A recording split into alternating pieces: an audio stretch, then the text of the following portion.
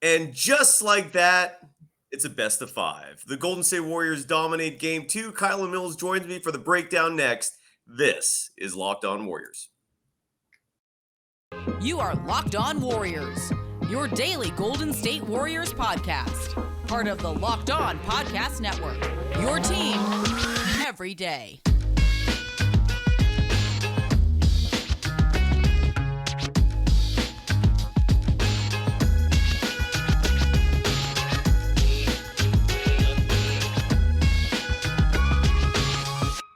Thank you for making Locked On Warriors your first listen every day. We're free and available wherever you get podcasts and on YouTube, part of the Locked On Podcast Network, your team every day. It was domination in every sense of the word. Steve Kerr ties the record for head coaches for most 25-plus point playoff victories, tying Greg Popovich, leaping past Phil Jackson with, I believe, 17 of those now. 127-100 the final. Pure domination. Kylen, great to see you. Your immediate reaction, and what adjustments did you see in Game 2 versus Game 1? Good to see you, Cyrus. I'm happy we're here talking about a victory. I guess I brought good luck coming on the show after Game 2 because Game 1 was kind of brutal and I wasn't feeling great on Tuesday either. I just had a migraine and the Warriors only made it worse for Game 1. So luckily they came through for me today. Couple of the big adjustments that stood out for me. First, I thought from tip-off that the Warriors were looking to push the pace. And that's something that I had really zeroed in on after Game 1 is that I thought the Warriors needed to try to get more buckets in transition.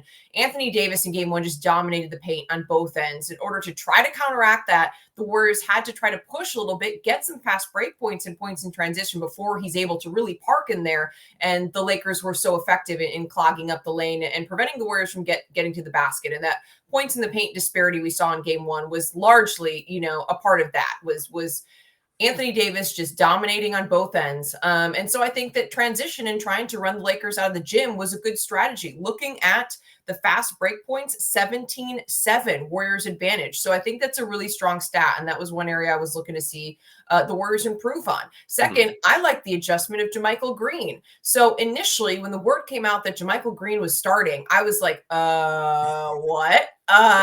What? I mean, this is a man who's barely played in the postseason. Granted, we're only in the second round, but still, he got DNP'd at times during the regular season. He's been a non-factor through these, this one series and the beginning of the second series. So that was a surprise to me. Then we learned that Looney apparently wasn't feeling the greatest, feeling a little bit ill. So it made a little bit more sense. But still, I was just surprised because you're talking about someone who hasn't even really competed this postseason to being a starter, but I thought he played well. I thought it was a good adjustment. I liked what JMG brought to the table. I think they did a much better job of attacking AD and making AD work defensively, because that was another thing to try to prevent him from being as effective. Attack him, make him work, tire him out by pushing the pace, by attacking him on defense. And then also when he's on defense, and also trying to get him out of the lane by running some high pick and rolls and trying to do whatever you can to force him out. And I think they did a much better job of that, which we saw at halftime. AD only had 5 points, I think it was, 5 points and 4 boards. And to me, that first half execution was good. They did a good job of trying to draw him away from the basket, run him out of the gym, make him tired. And in general, I just thought the Warriors' strategy and a number of those adjustments were super effective. No surprise to see them break it wide open in the second half. Yeah, I was tweeting out when I saw the starting lineup change. I loved it. I was ecstatic because JaMychal Green is not someone that's just come out of nowhere. He's actually been a really good basketball player for a very long time. There's a very good reason why Bob Myers pursued him when he suddenly was available. The Phoenix Suns originally wanted him, and the Warriors snuck in there and swiped him from right underneath the Suns' feet, which made me incredibly ecstatic. He was a good player for the Nuggets. I loved it, and I loved it for two reasons. One, I've been clamoring for the Warriors to actually use size. You can't, the small ball thing, they survived the Kings with it. I don't think you can beat the Lakers with it. And I'm really glad we saw him on the floor, because he's 6'9". He's a strong dude. He's not a scrawny 6'9". He's a stocky, muscular individual, but he also spaces the floor. I know that was his biggest weakness this year was his three-point shooting. It wasn't exemplary. It probably kept him on the bench a lot more than he maybe should have. He also had some injuries this year. He had that weird leg infection. I think he had COVID for a little while. COVID, yeah. So it was just back to back. So that's tough. Yeah, absolutely. And so it was just a weird, a regular season that I think kind of cast this like negative image on him as a whole. But he's been a great basketball player. Like, Kevin Danny used to cover him in his very early days in the G League before the NBA discovered him, and he never went back down there again. And like the way Dana was raving about him, I was like, bam, I'm really convinced and sold on this player. So I'm ecstatic. And the fact that somebody in the chat wrote that JaMychal Green scored more than Anthony Davis tonight is absolutely incredible. Let me ask you this, Kylen. Let me know if you agree with me. Now, one thing that I noticed that was colossally different between this game and game one is that Draymond Green was immediately on Anthony Davis. Like you noticed in game one, it was Looney getting that defensive assignment for a lot of it. And then Draymond simultaneously, because of the referees, got into foul trouble. So we never saw Draymond in the minutes he normally played. He was out of rhythm. He admitted that after the game. Tonight, like Kerr immediately was like, Draymond, you're guarding Anthony Davis. That's your assignment. We've seen that defensive assignment be incredibly effective through most of Draymond Green's career. He's always been a pest to Anthony Davis, and it showed. And Davis struggled mightily. What did you see? Did you see the same thing? Did you see something differently? Your thoughts on that? Yeah, no, I agree. And that was one thing I thought was effective in game one. It was down the stretch in the fourth quarter when the Warriors went small. They had Draymond at the 5, and also in the moments when they had Draymond defending AD. I thought that was the most effective they looked in game one. And that was definitely one of the things I was looking for in this game, was to have Draymond on AD. And it was interesting, it ended up playing out like that too, because Looney ended up being sick and not playing a lot. I will say Looney, incredible on the glass in game one, but I do think he's too slow-footed to be matched up with AD at any point in time. So that's where I think Draymond does have a big advantage in being a little bit quicker and more athletic while he is smaller, and just being a great and smart defender to where he's able to get away with guarding AD. So I thought that was a great adjustment. I thought that was a key piece to the puzzle. And that's also one of the reasons why I wanted to see Jonathan Kuminga in this game. And that's something that I've been tweeting about, given the way that things played out in game one and the fact that Anthony Davis owned the paint. The Warriors really had no vertical threat in game one offensively. And then defensively, I think Draymond Green was the most efficient matchup, and Kevon Looney's too slow. So I thought Jonathan Kuminga, this could be an opportunity. And, I know we disagreed a little bit on this in the first series, but I understood a little bit why Kerr wasn't quick to put Jonathan Kuminga in later on in the first series, the first playoff series for the Warriors. I don't think he looked great, and, they ended up winning. So it is what it is. But to me, like, this matchup called for Jonathan Kuminga. Like, this made sense to me, given his skill set, that he deserved another chance. So that was one thing that, again, kudos to Kerr for making the adjustments that I was looking for more of in this game, was more JK. So I'm surprised we didn't see more of that given the matchup. I think JK does have the size, athleticism. During the regular season, he was great defensively. So that's where I thought, not that he's going to shut down AD, but he's someone who could be effectively a pest and at least disrupt him a little bit. So I was a little bit surprised by that, but I thought Draymond on AD was working. Yeah, no, it absolutely was. And, I'm with you. To me, Jonathan Kuminga is a player who's earned the minutes. It's a little baffling, perplexing why he's not playing. But I can live with Kuminga not playing if JaMychal's getting minutes. Like, as long as one of those two players are given, significant minutes, right? In JaMychal's case, started the game. He also played the third quarter. And another player that we're seeing a lot of, we saw him in the Sacramento series. And tonight he made a profound difference. And that's our boy Moses Moody. We've both been like clamoring for him all season. I don't know why we didn't see him that much in the regular season. The DNPs are driving us insane. He's playing in the playoffs, and he's showing that he belongs. When we come back, why don't we give him the love that he deserves? We'll give him the stats. Oh, I'm ready to talk Moody. Let's talk Moody. Absolutely. And I do want to give Kerr respect. I always give Kerr's respect whenever he makes adjustments that work. Starting JaMychal Green was awesome. The Looney illness thing, by the way, we could touch on that a little bit more. Because I'm curious to know, Kylen, if you think Looney should have even been there tonight. I heard Jalen Rose in the pregame talking about how if Looney's sick and he's still there, why is he around? Like, why is he jeopardizing the rest of the team, threatening their health as well? So I'm curious to know what your thoughts are on that and so much more after we give some love first to eBay Motors. Let me get that overlay. There they are right there. A fantastic tool if you're looking for auto parts, right? And any way to save money, I think, is massive in this world we're living in today. And one of those resources you have to save money is eBay Motors. For a championship team, it's all about making sure every player is a perfect fit. Steve Kerr's been struggling with that a little bit. I think he found something with JaMychal. I think he found something with Moses Moody. And it's the same when it comes to your vehicle. Every part needs to fit just right. So the next time you need parts and accessories, head to eBay Motors. With eBay Guaranteed Fit, you can be sure every part you need fits right the first time around. Just add your ride to My Garage and look for the green check to confirm that the part's going to fit or your money back. That's called a guarantee, folks, because just like in sports, confidence is the name of the game when you shop on eBay Motors. And with over 122 million parts to choose from, you'll be back in the game in no time. After all, it's easy to bring home a win when the right parts are guaranteed. Get the right parts, the right fit, and the right prices on ebaymotors.com. Let's ride. eBay Guaranteed Fit, only available to U.S. customers. Eligible items only. Exclusions apply. You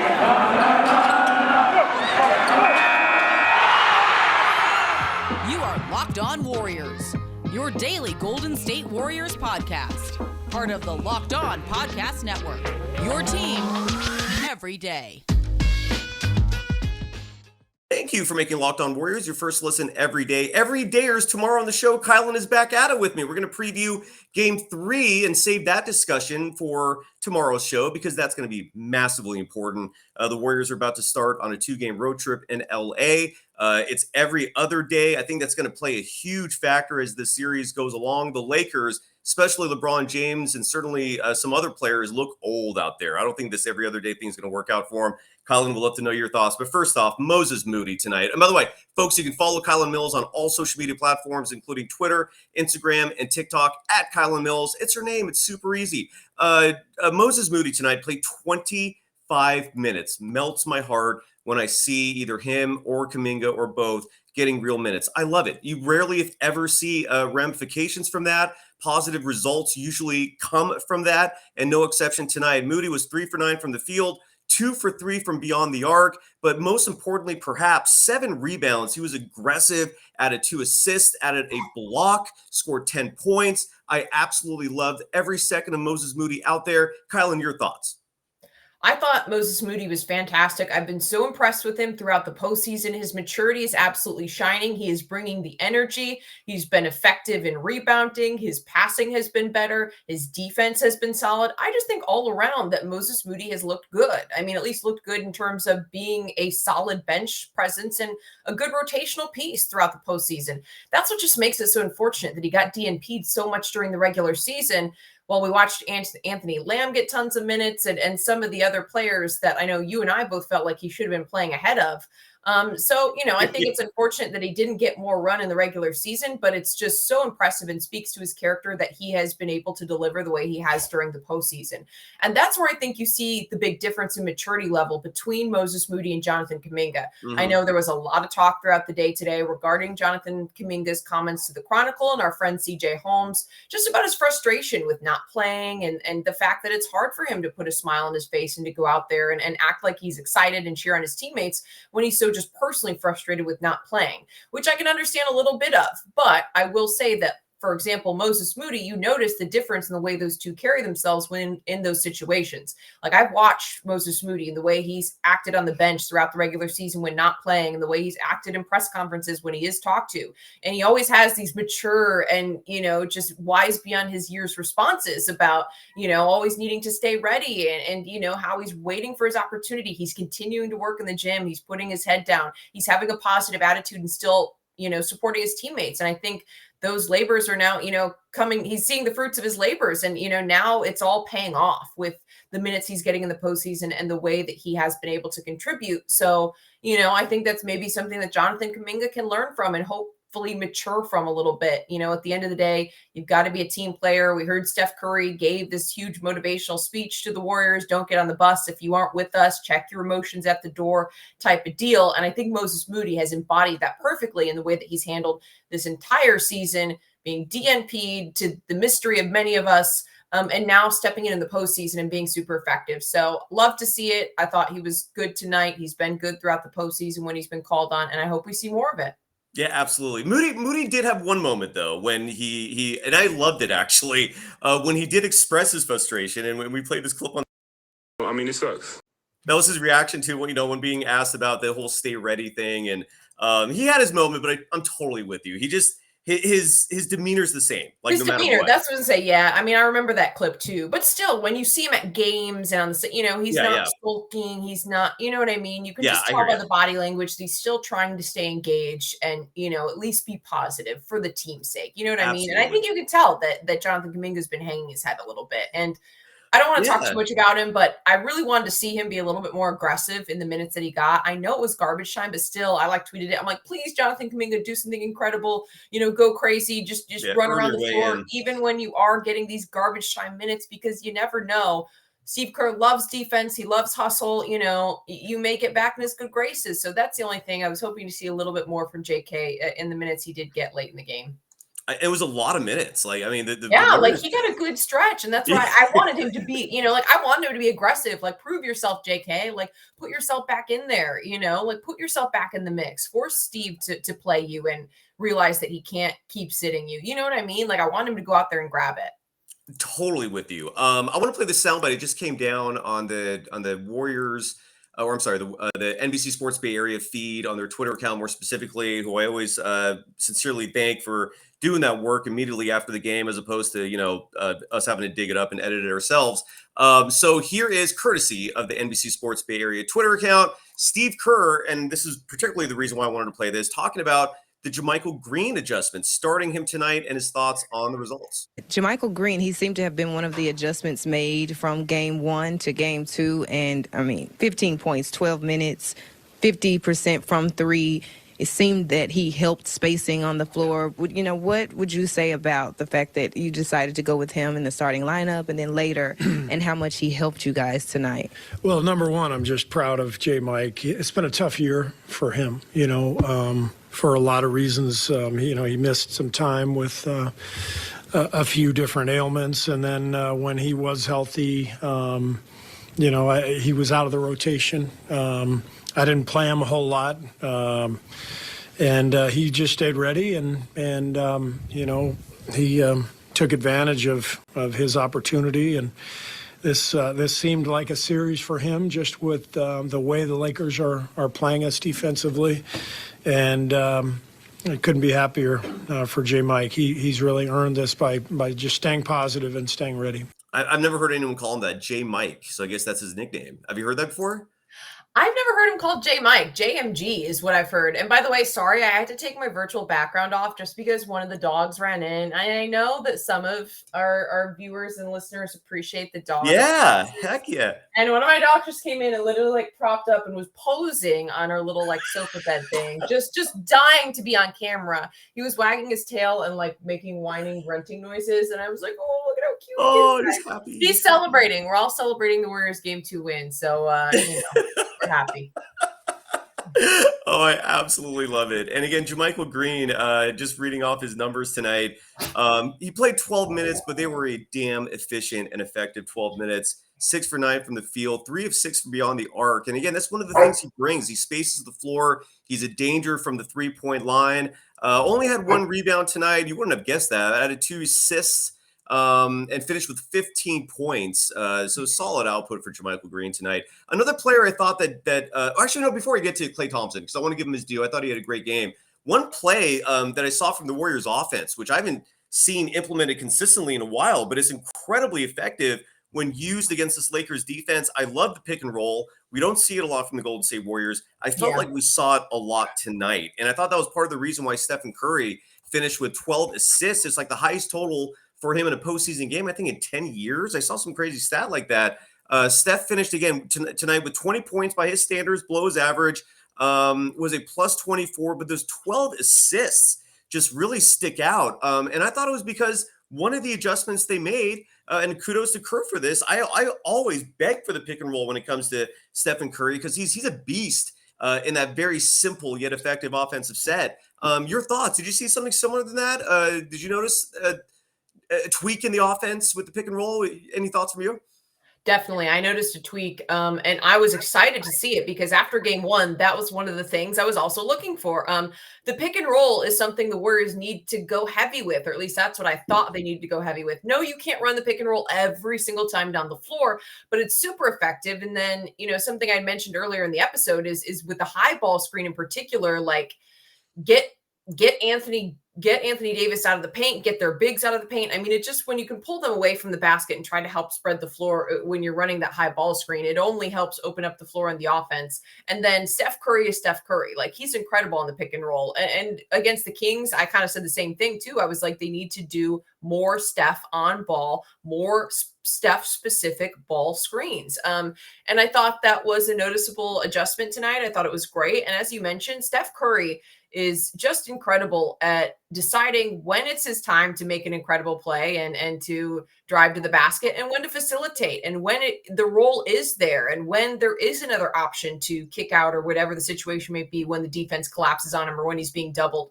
Like, he's super, super good at setting up his teammates. So it's fun to watch, because if Steph isn't going to score, he's going to help someone else to score. And you know what? I don't appreciate my dog being fat shamed by some of you in these comments. Did someone fat shame him? No, come on.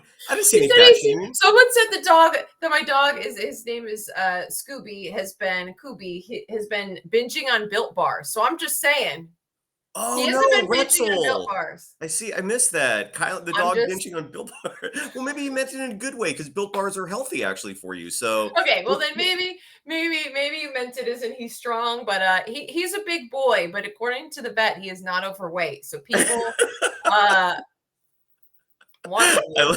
love your dogs. I really do. By the way, Dennis B writes, so only a sickness by Looney got JaMychal Green on the floor. We don't know that for certain. That is pure speculation. In fact, we don't even know what the sickness is. Looney looked fine. I thought he looked I thought the adjustment was more so intentional to bring Looney off the bench so that you can constantly have two bigs on the floor while simultaneously not being a liability in terms of a lack of shooters. That's what I thought.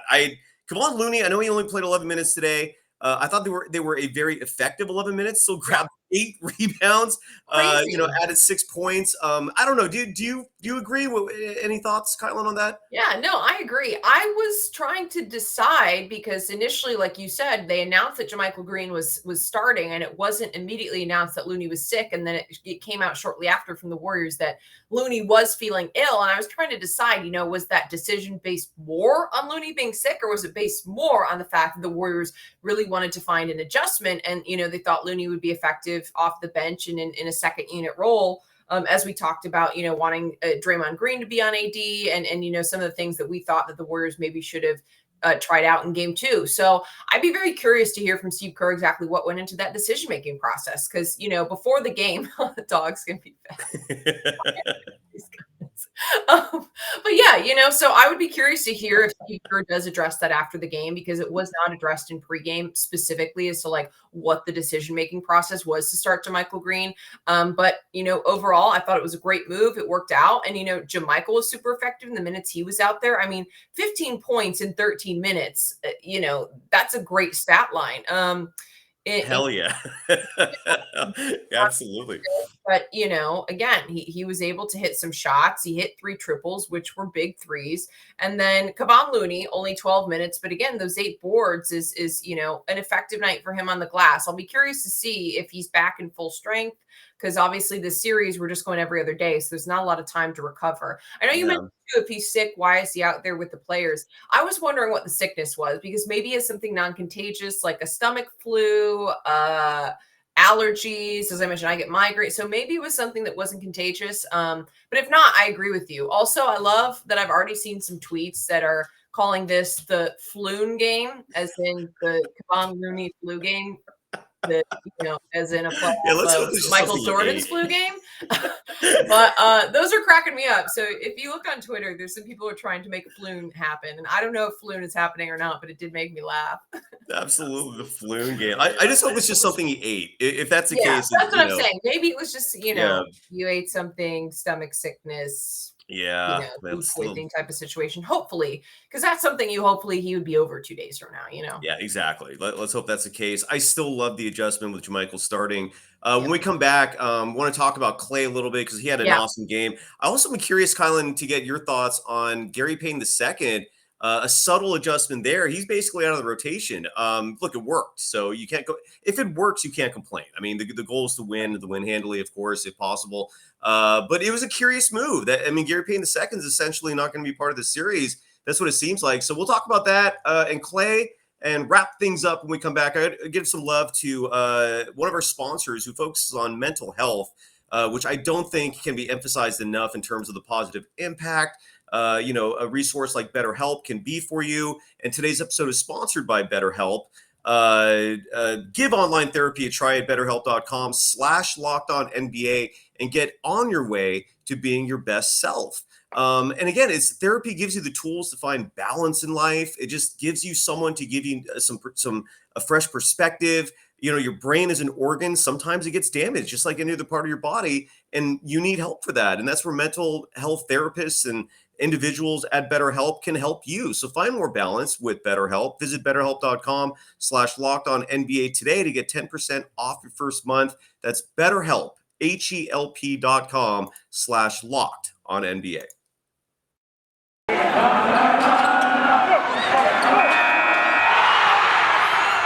You are Locked On Warriors, your daily Golden State Warriors podcast. Part of the Locked On Podcast Network, your team every day.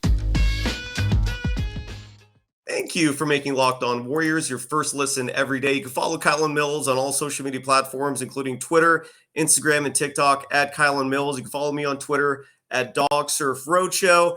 Gary Payton II, he's a bit of an offensive liability. His corner three, I think, is efficient. When he's shooting from the elbow, when he's shooting from the top of the key, it's not that efficient. We've seen a lot of bricks. I never have a problem with playing him. To me, if Gary Payton II plays 25 minutes a night, I don't think bad things happen. I wouldn't mind it, but at the same time, look, if your strategy is successful, I'm all for it. They won by 27 points tonight. Would have probably been even more if Rui Hachimura wasn't hitting like every three-pointer he was putting up there. That's the only reason why the Lakers even got 100 points. I mean, this was just pure domination tonight. Any issues with Gary Payton II basically falling out of the rotation for this series? Yeah, so I mean, initially going into the series, I wanted to see more GP2, and I wanted both GP2 and Donte DiVincenzo to step up because I don't think either of them have been the difference makers in the postseason that I thought they were going to be. I don't know about you, Sai. I was high on both those guys throughout the regular season. Yep. I expected them to be really, like I said, just different makers and have a huge impact off the bench. And I feel like both of them have just kind of been underwhelming, both DDV and Gary Payton II. So, I don't know that I necessarily have an issue with GP2 maybe, falling a little bit out of favor. I think there may be an opportunity for him depending on the matchup and if the Warriors move on to the next round. But it worked. I mean, here's the thing that's hard to criticize: a 27-point win. I thought the rotation that Kerr utilized worked. I did think that Donte DiVincenzo was better, I guess. I mean, because that's one thing I think is interesting, that DDV still did get a lot of minutes. Mm-hmm. GP2 did not. So, they're two very similar players if you're looking in particular for perimeter defense. I mean, DDV is a little bit more of a playmaker on the ball on the offensive side, but still, I thought it was kind of interesting that Kerr clearly, felt like DDV was the better choice and the better fit for this matchup. I don't think it'll stay that way, but I don't know, because with the LA Lakers size, and given that the paint points were such a big issue, I don't know that Gary Payton and Donte will be big factors throughout the series. We'll have to see how it plays out. But I think Donte just, maybe can hit some threes and work his way into the rotation in that way over Gary Payton II. Like, I'm trying to think about really what the differentiator would be. And I think maybe just Dante's ability to run the offense in that second unit and, hit some threes is probably the only reason. But, it is what it is. Those two are pretty similar. The Warriors have struggled in size. So I don't mind JaMychal Green getting some of those minutes, because that's the other thing you got to think about is JaMychal Green coming into the starting lineup. Come on, Looney still played 12, but so, minutes have to come out of somewhere if we're going to see more JMG. And I don't know that I necessarily mind them coming out of Gary Payton II, given the matchup and the way it's played out so far. And the way that he's looked so far. But I like Gary Payton II. So like I said, I'm not writing him off for the rest of the postseason and forever. But no, I'm totally with you. It's just today's game and the current situation the Warriors are in. Like, I'm okay with it. Exactly. What I mean? They did not need Gary Payton II against the Mavericks in the Western Conference Finals last year when John Morant got hurt. They survived the Gary Payton II injury. So, they've proven already they don't need him every time. He was invaluable in the Celtics series, though. I mean, it just depends. It's all about matchups. And It looks like they can survive that. It sounds like Charlie's home. I heard the dogs going crazy. You got dinner rolling in. I quickly want to give Klay Thompson his love because he had a fantastic game tonight. 31 minutes played. He was 8 for 11 from the 3-point line. I've been waiting for a game like that from Klay for a long time. Led the game in scoring with 30 points. So kudos to Klay Thompson. Any final thoughts on Klay or the game, Kylen? We'll be back tomorrow to preview games 3 and 4 because those are going to be huge. But any final thoughts for tonight? I mean, Klay was outstanding, I thought. At halftime, Klay Thompson, and I screenshotted this because I was like, dang, I don't want to forget this to mention it in the postgame. Halftime, he had 19 points and was 5 of 7 from 3, 7 of 12 just from the floor. He also chipped in a rebound and an assist. Obviously, he didn't play much once the Warriors got such a massive lead in the fourth quarter, so you didn't necessarily go on to have a 40-point game, but still he finished with 30. And I thought that Klay Thompson looked good. Now, one thing I want to point out is I feel like Klay is at his best as a spot-up shooter when he just is more in a catch and shoot role. When he starts to like dribble and do, and it's something we talk about with Jordan Poole a little bit, do too much. So I hate to say that with Klay, but when he starts to put the ball on the floor, I just think that he's not as effective and he's just not as good at being a shot creator. He's that guy that you want in any type of catch and shoot situation.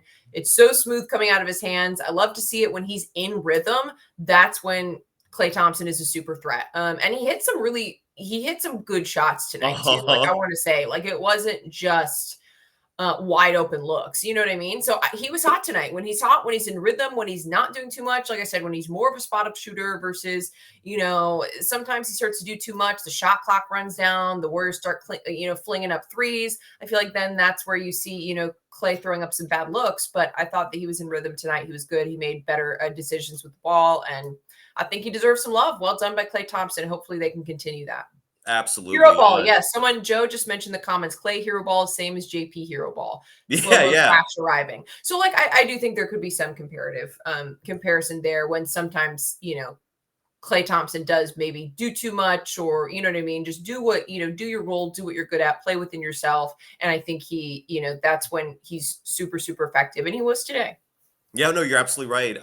Before we go, a couple chats I starred. Mordigan writes that JaMychal Green outscored 80 tonight. We talked about that. You're absolutely right. Crazy, but true. And then it is, yeah. And then G-Dot writes ask a question. Can these adjustments work when AD has a good game?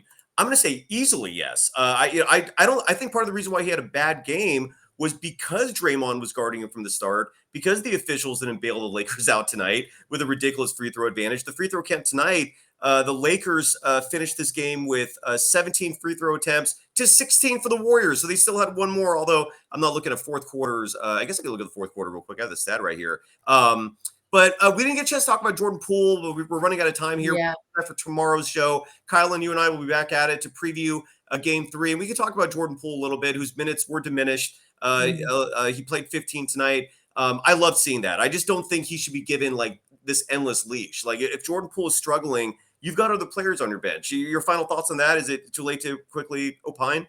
Yeah, no, the minute or two we got here. And I think that Jordan Poole hasn't looked great. I mean, I think that when he does come in and does what he did today in terms of fouling, did he finish with 5 fouls? I think it was. Oh, 5?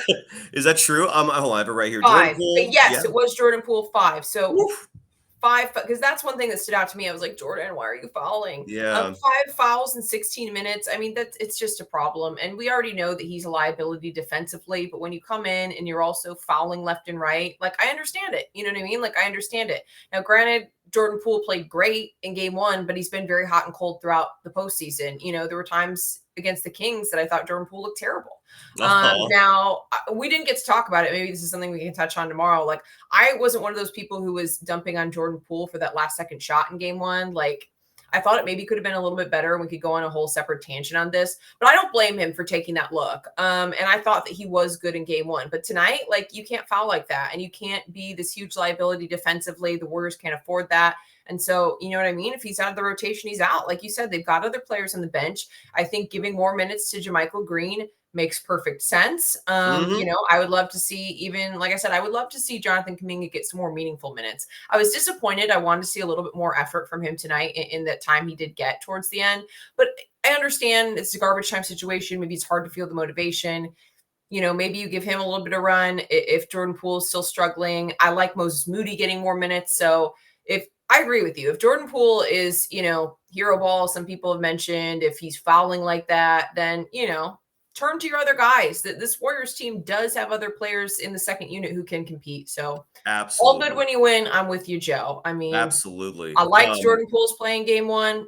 Brutal 5 fouls today in game 2. Well, and his defense, like there was one play where the Lakers ran the most fundamental, like third grade basketball give and go. I think it was LeBron and Vanderbilt. It was Vanderbilt was one who scored, and Jordan Poole was just standing there, just watching this thing happen, and that was his assignment. And I was just watching this, going, "My God, man! Like, why? Like, you got to keep your head in a swivel." I mean, that's part of defense, is being aware at all times, and sometimes plays are just happening while he's watching it, and it's kind of crazy.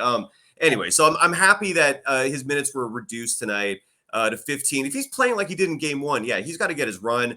But tonight it wasn't there, and so I'm happy that he got pulled and was limited to 15 minutes and change. And again, Moody getting minutes is a thrill. I'm absolutely ecstatic at that. JaMychal as well.